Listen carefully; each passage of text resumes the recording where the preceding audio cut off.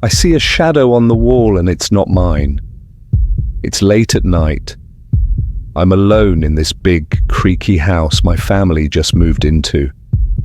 The shadow stretches long and thin like a person with no face. I freeze. My heart thumps loud in my chest. I turn to look behind me. Nothing's there. The air feels cold, like someone's breathing on my neck. I blink and the shadow's gone. But then I hear a whisper. It's soft, like wind, saying my name. Emma. I don't sleep that night. I keep my blanket over my head, waiting for morning. The house is old. The floors squeak with every step. The walls have cracks that look like spider webs. My room's at the end of the hall, far from Mum and Dad. I don't like it here. The movers left boxes everywhere and the lights flicker sometimes. I told Mum it feels weird, but she said I'm just nervous about the move.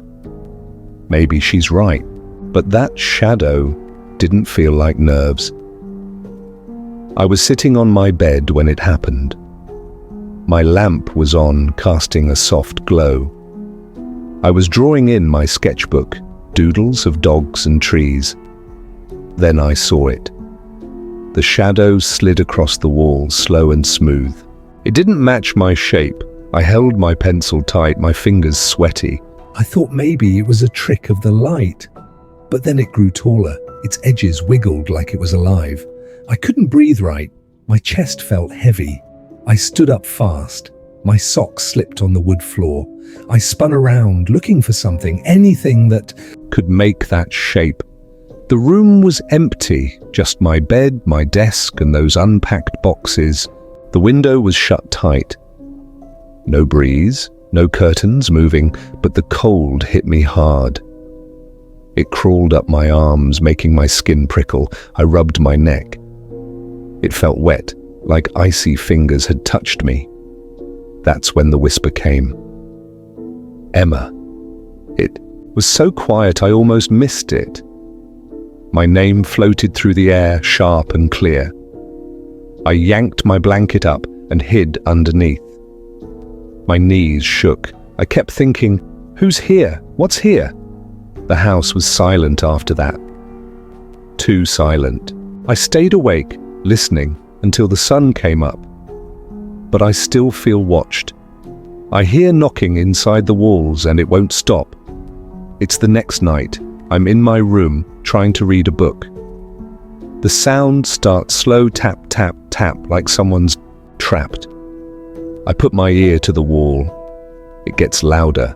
My hands shake. I feel the wood vibrate under my fingers. Who's there? I whisper. The knocking stops. Then a laugh comes from the other side. It's low and scratchy like an old radio. I run to Mum's room, but she's asleep. When I get back, my book's on the floor. The pages are ripped.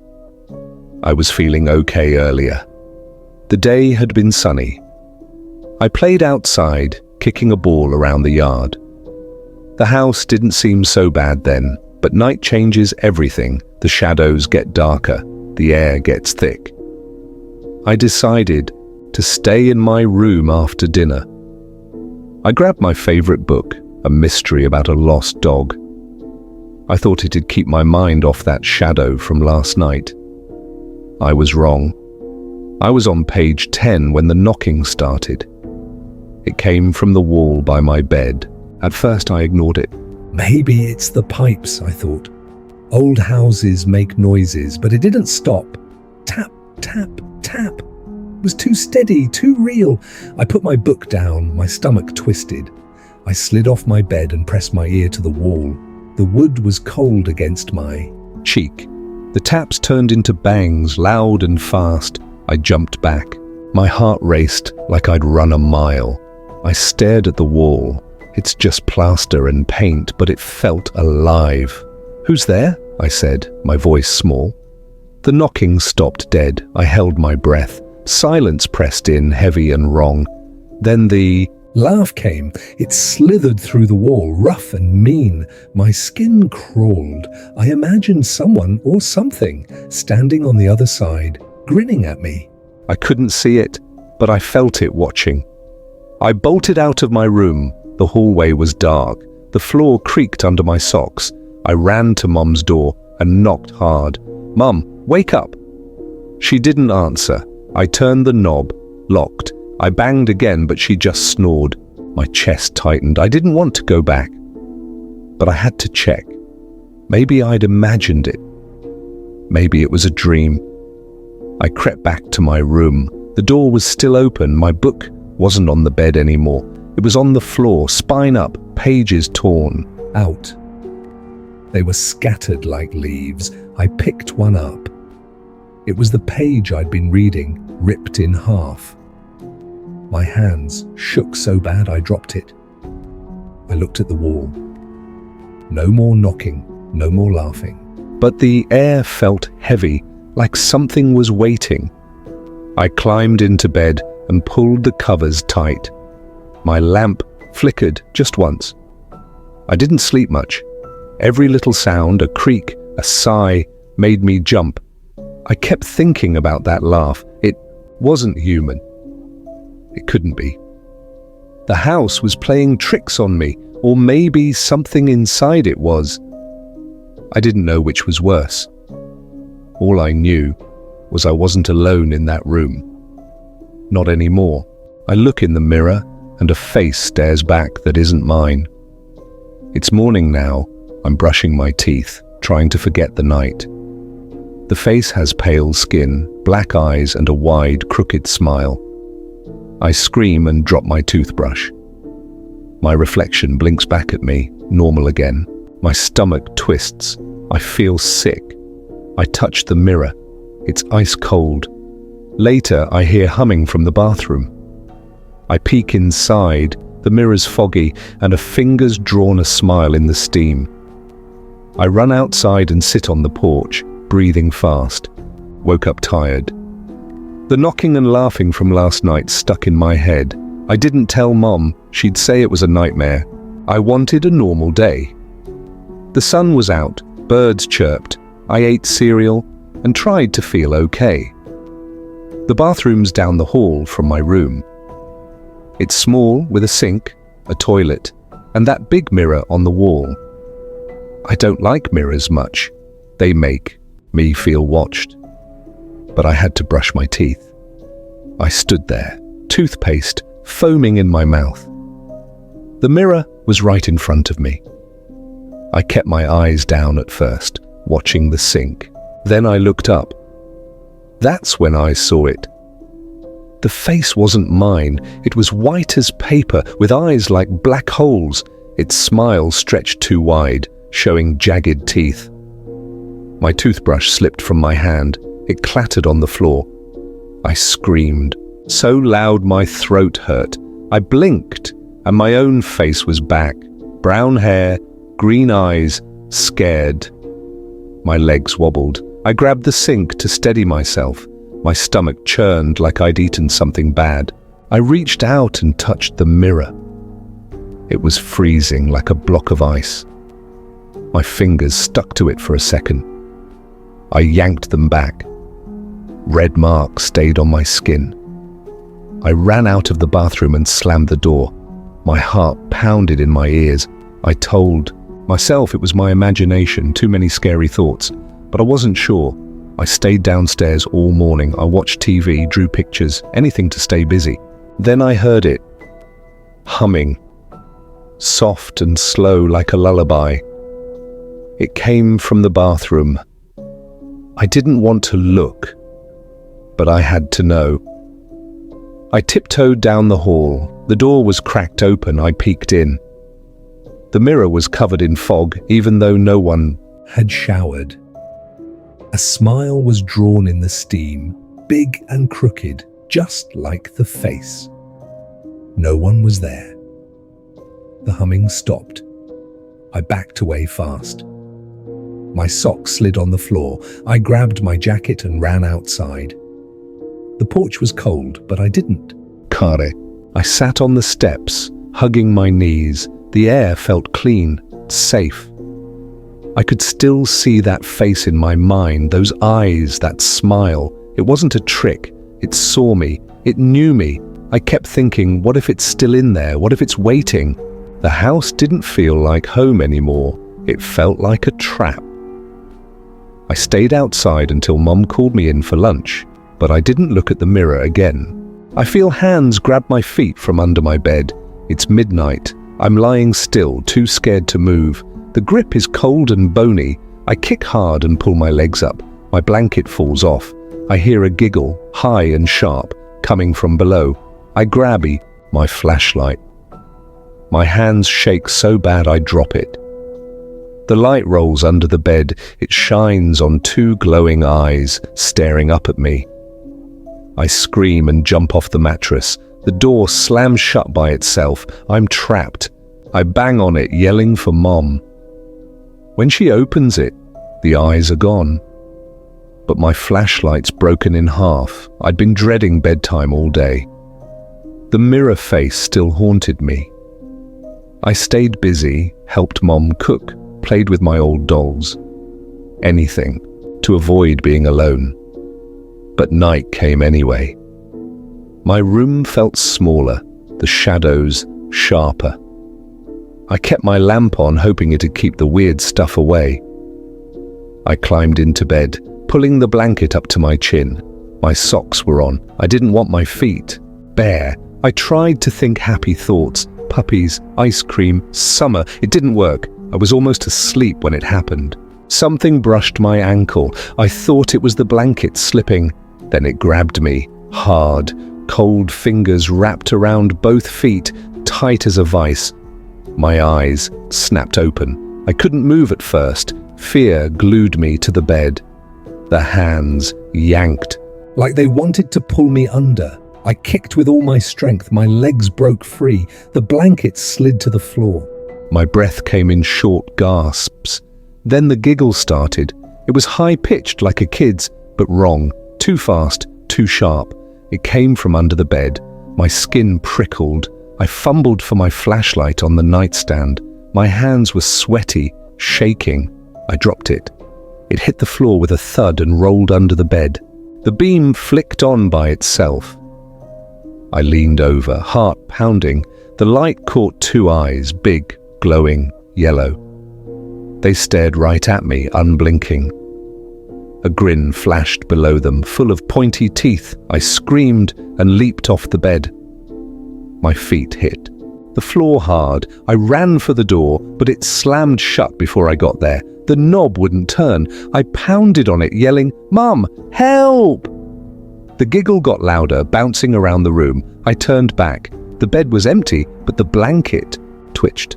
Something was under it. I banged harder, tears stinging my eyes. "Mom, please!" The door flew open. Mom stood there, sleepy and confused. "Emma, what's wrong?" I pointed at the bed, but the blanket was still. The giggling stopped. She sighed, said it was a bad dream, and went back to bed. I grabbed the flashlight from the floor. It was snapped in two like someone bit it. I didn't sleep. I sat by the door, watching the bed. The eyes didn't come back, but I knew they were still there, waiting for me to lie down again. I could feel them. I find a box in the attic, and it's full of my stuff, but I didn't put it there. It's the next day. I'm looking for answers. The attic stairs creak as I climb. Dust floats in the air. I see the box in the corner. Inside are my drawings, my old toys, even my missing sock. My name's scratched on the lid in messy letters. I hear the whisper again. "Emma, stay." The room gets dark. Shadows twist around me, growing arms and faces. I trip, and the floor cracks open. A hand pulls me down. I wake up in my bed, gasping. My room looks normal, but my sock's back on my foot, dirty, like it's been buried. I couldn't take it anymore. The shadow, the knocking, the face, the hands, they were too much. I needed to know why this house hated me. Mum was at work. The attic was my last idea. I'd seen the trapdoor in the ceiling, a rusty handle dangling. I grabbed a chair, climbed up, and pulled it down. The stairs unfolded with a groan. Dust puffed in my face. I coughed, my eyes watering. The air smelled old, like wet dirt and forgotten things. I climbed up, step by creaky step. My flashlight shook in my hand. The attic was dark, with slanted beams and cobwebs. Boxes and junk were piled everywhere. I felt watched, like the house was holding its breath. Then I saw it, a wooden box in the far corner. It was small, scratched up, and covered in dust. I knelt down and wiped it clean. Emma was carved on the lid, deep and sloppy. My stomach dropped. I opened it. Inside were my things, a doodle of a cat I drew last year, a toy car with a broken wheel, my missing sock, grey and stained. I never brought them here. My hands trembled as I picked up the sock. It was damp, gritty with dirt. "Emma, stay!" The whisper came from everywhere, soft, then loud, then soft again. I dropped the sock. The flashlight flickered. Shadows stretched across the walls, twisting into shapes, arms, fingers, faces with hollow eyes. I stood up fast. My foot caught on a board. The floor cracked, splintering under me. I fell forward, grabbing at air. A cold hand wrapped around my ankle, tight, pulling. I screamed as the board split wider. Darkness swallowed me. Then I woke up. I was in my bed, sweating, gasping. My lamp was on. My room looked normal, but my foot felt heavy. I looked down. The sock was back on, muddy and torn. I yanked it off. Dirt crumbled onto my sheets. I don't know how I got downstairs. I don't know what's real. The house feels alive now, watching, waiting. I hear the whisper sometimes. "Emma, stay." Even in the daylight. The shadows move when I'm not looking. The sock's in my drawer now, but I swear it smells like the attic. I think the house took me up there. I think it wants me forever. And I'm scared it's already won. I hear my own voice calling me, but I'm not talking. It's a week later. I'm sitting in the kitchen, eating cereal. The house has been quiet since the attic. Too quiet. Then it starts, a whisper, soft and close. "Emma, come play." It sounds like me. My spoon clatters into the bowl. Milk splashes on the table. I look around. Mom's at work. The windows are shut. The voice giggles, just like mine. I run to the living room, but it follows. "Emma, stay with us." My chest tightens. I feel like I'm losing my mind. I thought it was over after the attic. I'd stayed out of my room, sleeping on the couch. Mum noticed I was jumpy. She asked if I was okay. I lied, said I missed my old house. I couldn't tell her the truth. She wouldn't believe me. The sock stayed in my drawer, untouched. I checked. It once, still dirty, still smelling like wet earth. I stopped hearing the whispers for a few days. I thought maybe the house gave up. I was wrong. This morning felt normal. The sun was bright. I poured cereal, sat at the table. I was humming a song, trying to feel safe. Then I heard it. "Emma, come play." It was my voice, but I wasn't humming anymore. My mouth was full of cereal. I froze. The words came from behind me, then above me, then under the table. I dropped my spoon. It hit the bowl with a clang. Milk spilled, cold on my hands. I spun around, nothing there. The giggle came next, my giggle, high and quick like when I'm tickled. But I wasn't laughing. My throat went dry. I stood up, chair scraping the floor. "Emma, stay with us." The voice was in the living room now. I ran after it. The TV was off, the couch empty. Shadows flickered on the walls, even with the sun pouring in. My reflection stared from the window. Not right. It waved at me. I didn't wave back. I grabbed my jacket, ready to run outside. The front door wouldn't budge. The knob turned, but it stuck, like someone held it shut. "Emma! Emma!" My voice echoed everywhere, under the floor, in the ceiling. I banged on the door, yelling, "Let me out!" Something tapped my shoulder. I whipped around. No one. My knees shook. I slid to the floor, hugging myself. The tapping kept going, on my back, my head, my arms. Invisible fingers, cold and sharp. Then silence. Heavy, thick silence. I waited, barely breathing. The door creaked open on its own. Sunlight hit my face. I scrambled outside. Tripping down the steps, I sat on the grass, gasping. The house loomed. Behind me, quiet again. I don't go inside alone anymore. Mum thinks I'm scared of burglars. I let her believe it. But I hear my voice sometimes, calling from the windows. "Emma, come back." Last night I saw my face in the glass, smiling. I was already in bed. I think it's me now, or what's left of me. The house didn't just want me to stay. It took me, and it's still calling.